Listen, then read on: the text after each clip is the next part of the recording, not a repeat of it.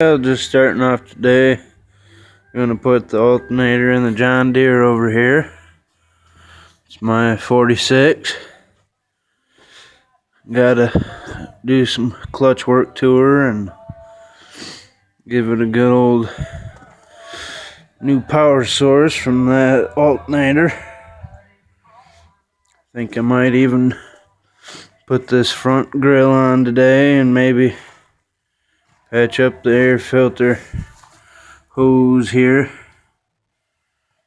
The gas line just went through. Started working on some wiring and got her all started up. She runs good though. Good John Deere. No roll-o-matic, just a straight. It's a 46, so it don't got the luxury seat on it either. The wheels are froze up. Somebody didn't take care of her.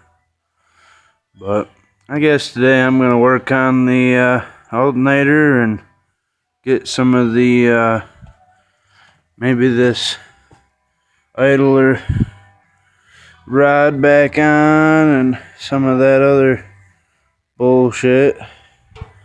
Whatever we need to do today.